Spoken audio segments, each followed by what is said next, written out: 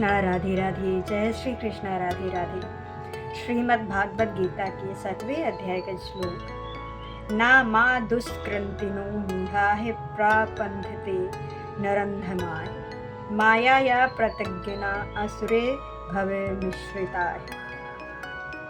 जो निपट मूर्ख है, जो मनुष्य के अधम है, जिसका ज्ञान पाया द्वारा हर लिया जा गया है, तथा जो असुरों के नास्तिक प्रकृति को धारण करने वाले हैं, ऐसे दुष्ट मेरी शरण ग्रहण नहीं करते।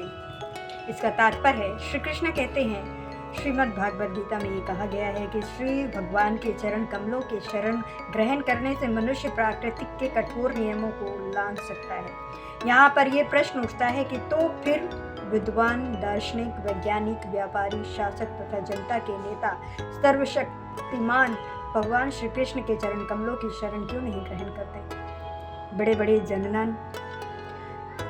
जननेता विभिन्न विधायकों से विभिन्न योजनाएं बना करके अंत्यान धैर्य पूर्वक जन्म जन्मांतर तक प्राकृतिक के नियमों में से मुक्ति की खोज करते हैं, किंतु यदि वो मुक्ति भगवान के चरण कमलों की शरण ग्रहण करने मात्र से संभव हो तो ये बुद्धिमान तथा श्रमशील मनुष्य इस सरल विधि को क्यों नहीं अपनाता?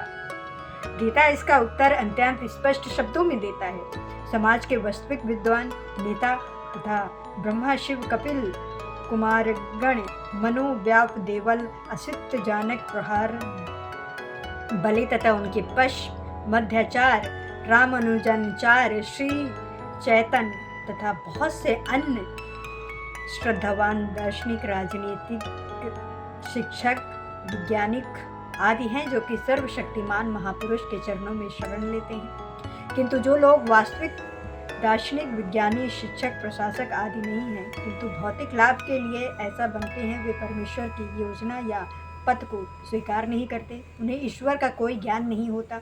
वे अपनी सांसारिक योजनाएं बनाते हैं और संसार की समस्याओं को हल करने के अपने व्यर्थ प्रयासों के द्वारा स्थिति को और जटिल बना लेते हैं। चूँकि भौतिक शक्ति इतनी बलवती है, इसीलिए वो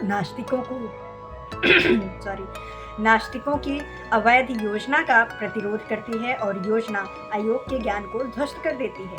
नास्तिक योजना निर्माताओं को यहाँ पर कृति कहा गया है, जिसका अर्थ है दुष्ट जन। कृति का अर्थ पूर्ण आत्मा होता है। नास्तिक योजना निर्माता कभी कभी अत्यंत बुद्धिमान और प्रभावशाली भी होता है, क्योंकि किसी भी विशिष्ट योजना के लिए, चाहे वो अच्छी हो या बुरी, बुद्धि की आवश्यकता होती है। लेकिन नास्तिक की बुद्धि का प्रयोग परमेश्वर की योजना का विरुद्ध करने में होता है। इसलिए नास्तिक योजना निर्माता दुष्टिता कहलाती है, जिसमें सूचित होता है कि उसकी बुद्धि तथा प्रयास उल्टी दिशा की ओर हो रहा है। गीता में स्पष्ट कहा गया है कि भौतिक शक्ति परमेश्वर के पूर्ण निर्देशों में कार्य करती है। उसका कोई स्वतंत्र प्रभुत्व नहीं है। जिसका प्रकार छाया पदार्थ का अनुसरण करती है, उसी प्रकार ये शक्ति भी कार्य करती है। तो भी ये भौतिक शक्ति अत्यंत प्रबल और नास्तिक अपने अनिश्चयवादी स्वभाव के कारण यहाँ नहीं जान सकते कि वो किस तरह कार्य करती है। ना ही वो परमेश्वर की योजना को जान सकता है।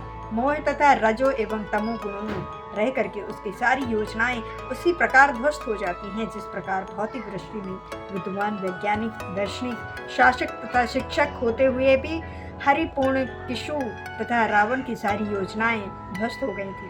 ये दुष्टिता या तो दुष्ट प्रचार के होते हैं, जिनका वर्णन नीचे दिया जाता है। मूढ़, वे जो कठिन श्रम करने वाले भारवाही पशुओं की भांति निपट मूर्ख होते हैं। वे अपने श्रम का लाभ स्वयं उठाना चाहते हैं, अतः वे भगवान को उसे अर्पित करना नहीं चाहते। परवाहवासु का उपयुक्त उदाहरण गधा है। इस पशु से उसका स्वामी अंत्याधिकार लेता है। गधा ये नहीं जानता है कि वो अहर्निश जिसके लिए काम करता है, वो घास के पेट भर कर संतुष्ट रहता है। अपने स्वामी से मार खाने के भय से केवल कुछ घंटे सोता है और गांधी से बार बार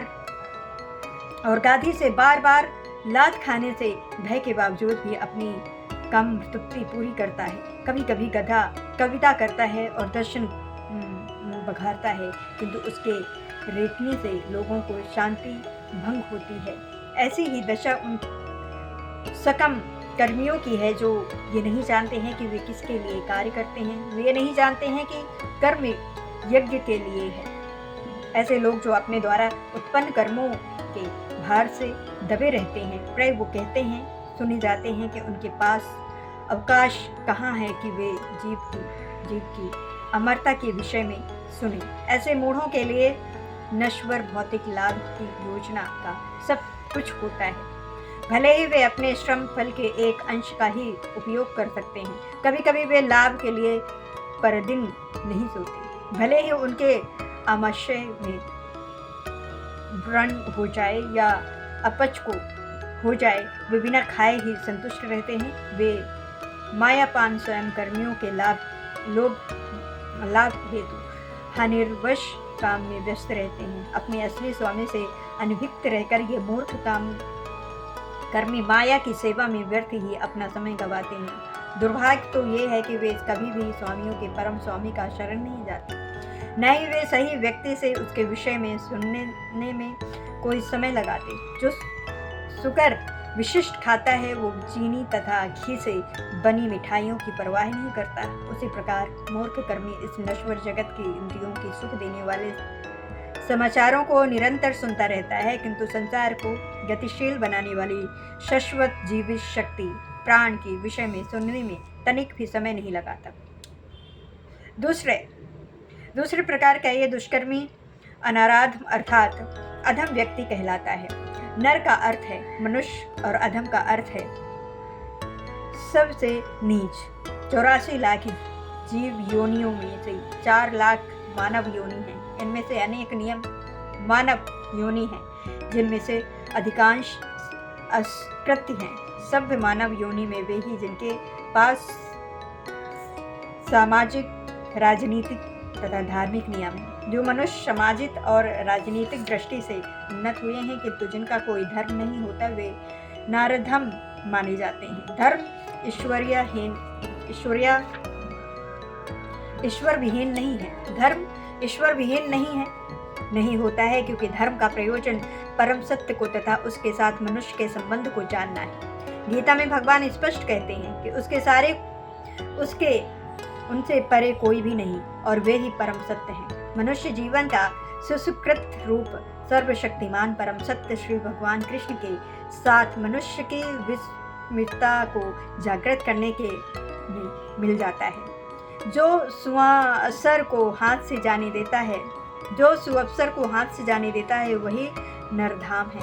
शास्त्रों से पता चलता है कि जब बालक माँ के गर्भ में अत्यंत असहाय रहता है तो वो अपने उद्धार के लिए प्रार्थना करता है और वचन देता है कि गर्भ से बाहर आते ही वो केवल भगवान की पूजा करेगा।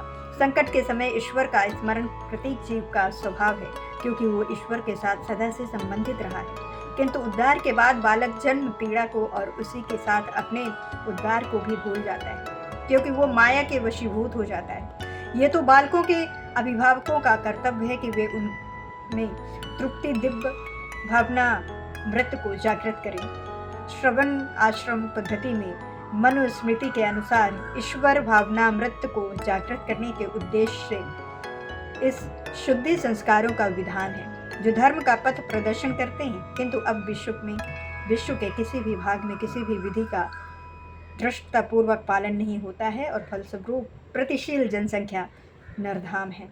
जब सारी जनसंख्या नरधाम हो जाती है तो स्वाभाविक है कि उनकी सारी तथाकथित शिक्षा भौतिक प्रकृति की सर्वश्रेष्ठा शक्ति द्वारा व्यर्थ करती जाती है।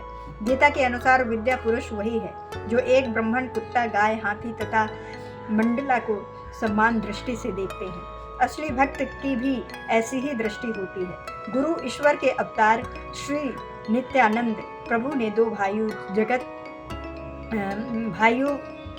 जगाई तथा माधभाई नामक विशिष्ट नरधामों का उद्धार किया और ये दिखलाया कि किस प्रकार शुद्ध भक्त नरधाम पर दया करता है। अतः जो नरधाम भगवान द्वारा बहिष्कृत किया जाता है वो केवल भक्त की अनुकंपा से पुनः अपना आध्यात्मिक भावनामृत प्राप्त कर सकता है। श्री चैतन्य महाप्रभु ने भागवत धर्म का परिवर्तन करते हुए संस्तुति की कि लोग विनीत भाव से भगवान के संदेश को सुने। इस संदेश का सार भागवत गीता है। विनीत भाव से श्रवण करने यात्रा मात्र से आश्रम से अधम मनुष्य के उद्धार हो सकते हैं, किंतु दुर्भाग्यवश वे संदेश को सुनना तक नहीं चाहते। परमेश्वर की इच्छा के प्रति समर्पण करना तो दूर रहा, यह निर्धाम मनुष्य के प्रधान कर्तव्य को डटकर उपेक्षा करते हैं। कृतियों की तीसरी श्रेणी माया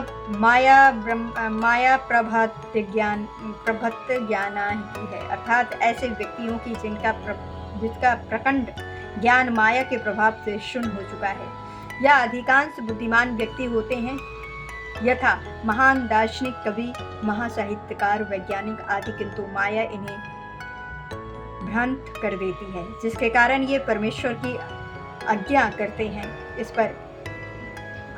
परमेश्वर की अवज्ञा करते हैं। इस समय माया प्रवंत ज्ञान की बहुत बड़ी संख्या है, यहाँ तक कि वे भागवत गीता के विद्वानों के माध्यम भी है। गीता में अत्यंत सीधा सरल भाषा में कहा गया है कि श्री कृष्ण ही भगवान है, न तो कोई उनके मूल है, न ही उनसे बड़ा है। वे समस्त मनुष्यों के आदि पिता, ब्रह्मा के भी पिता बताए गए। वास्तव में वे ब्रह्मा के ही नहीं, अपितु समस्त जीवनियों के भी पिता हैं। वे निरंकार ब्रह्मा तथा परमात्मा के मूल हैं और जीवात्मा में भी स्थित परमात्मा उनका अंश है। वे सबसे उत्साह और सबों को सलाह दी जाती है कि उनके चरण कमलों के शरणगत बने। इन सब कथानों के बावजूद माया प्रमाद ज्ञान भगवान का उपहास करते हैं और उन्हें एक समान मनुष्य मानते हैं। वे ये नहीं जानते हैं कि भाग्यशाली मानव जीवन श्रीमद् भागवत गीता दिव्य शाश्वत स्वरूप के अनुरूप ही रचा गया है। गीता ऐसी सारी अवैध व्याख्याएं जो कि माया प्रहद ज्ञाना वर्ग के लोगों द्वारा की गई है और परंपरा पद्धति से हट करके और आध्यात्मिक जानकारी के पथ में रोड़े का कार्य करती है। मायाग्रस्त व्याख्याकार न तो स्वयं भगवान कृष्ण के चरणों की शरण में जाते हैं और न अन्यों को इस सिद्धांत का पालन करने के लिए शिक्षा देते हैं। 4.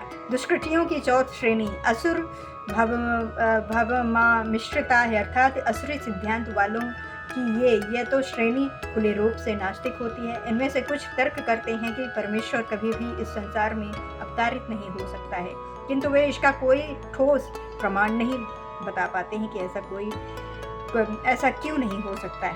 कुछ ऐसे हैं जो परमेश्वर को निर्विशेष रूप से अधीन मानते हैं, यद्यपि गीता में इसका उल्टा बताया गया है। नास्तिक श्री भगवान के देशवश अपनी बुद्धि से कल्पित अनेक अवैध अवतारों को प्रस्तुत करते हैं। ऐसे लोग जिनके जीवन का एकमात्र उद्देश्य भगवान को नकार करके श्री कृष्ण के चरण कमलों के कभी शरणगत नहीं हो सकते। दक्षिण भारत के श्री यमुनाचार्य अल्पदरु ने कहा कि हे प्रभु, आप उन लोगों द्वारा नहीं जाने जाते जो कि नास्तिक सिद्धांतों में लगे हैं। भले ही आप विलक्षण गुण, रूप तथा लीला से युक्त हैं। सभी शास्त्रों ने आपका विशुद्ध सत्यमय विग्रह प्रमाणित किया है तथा दैवी गुण दिव्य ज्ञान के आचार्य भी आपको मानते हैं। अंत एवं मूढ़ नराधाम मायापाता ज्ञानी अर्थात भ्रमित मनोधर्मी तथा नास्तिक, ये 4 प्रकार के दुष्कृति कभी भी भगवान के चरण कमलों की शरण में नहीं आती हैं, भले ही वे सारे शास्त्र तथा आचार्य ऐसा उपदेश क्यों न देते रहें। जय श्री कृष्ण, जय श्री कृष्ण, जय श्री राधे राधे, राधे राधे, राधे राधे।